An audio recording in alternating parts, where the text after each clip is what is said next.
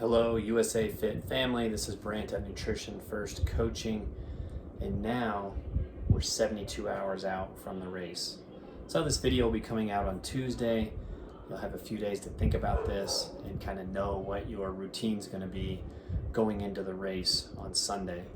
So Friday, I like to say, take it easy as much as you can. Maybe it's a little walking, a little stretching, rest as much as possible. Keep the steps down around 5,000 or 6,000 depending on how active you typically are. Roll out your calves a little bit, stretch your hip flexors and your quads, and just feel good about just kind of like, my body feels pretty relaxed, pretty recovered. Then we're going to hydrate. We're going to hydrate a lot. We're going to start hydrating 72 hours before. Monitor how much you're drinking, maybe even a little bit of electrolyte supplements in there as well, or some salts. And then with protein and veggies, that's our main food sources. We're trying not to overeat at this point, so just kind of be careful of the calories, making sure you don't get too sluggish when it comes to that, and just making sure we're not like pushing too much going into it in terms of overall calories. Saturday, now we're going to rest even more and rest some more and stretch a little bit. Don't make mistakes like I've made in the past, going to an Ironman and being at the expo and walking around all day and being on my feet. Doesn't work. It doesn't help. And don't wear flip-flops while you walk around all day and get blisters on your toes. That's not really good going into an Ironman either. So think about those little things going into the race. The next day is everything you've trained for. So take it as easy as you can that day. Really rest a lot. Stretch your legs. Put your legs up when you are resting. Very minimal steps and weight on your feet. In terms of nutrition, we're going to hydrate a bunch. We're going to hydrate some more. The big one here is keeping your fiber down and overall keeping your calories relatively low, because you're going to have pretty low energy expenditure. Of course, we want the carbohydrate stores topped off, all the glycogen in our muscles and liver ready to go. That just means eat a little bit more fruit, have a little bit more of the lower fiber carbohydrates. Maybe this is some rice, some grains, some of those things that will kind of get you full a little bit, but you don't need to carb load. I'm just going to say that one more time. No carb loading. Race morning, here we are. I like to get up 3 hours before. I'm pretty crazy about it. I like to drink right away, lots of hydration. I'm monitoring that, at least 32 ounces going in, and some salts in there and some electrolytes going in there.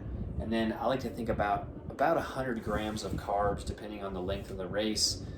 And this kind of looks like a full bagel and maybe a banana. Then you want a little bit of protein on there, but minimal fat. So this might be a little bit of almond butter on there. And you could even, in terms of getting a little bit more protein in there, have half a protein bar or something, see where that puts you at. If you want a little bit more of the carbohydrates on there, sometimes I do just a little bit of cream cheese, and I'll put some jelly on the bagel. That's yummy in the mornings. Ready to go. That's your big meal, 2 to 3 hours out, depending on how you digest and how you know yourself. 30 minutes before, now you're just going to hydrate. You're still sipping on some electrolytes in a bottle. You're going to get some quick carbs right before the race. I used to pound a goo or eat a few gummy bears or something like that. A little bit of quick carbs going into it. Now you're racing. You should have a race strategy. You should have things you've practiced in the past. But I also will tell you this, for running races, hydrate and fuel out of the bottle as much as you can. Try not to eat too many solid foods, especially a half marathon. Depending on how fast you're running, you don't need much.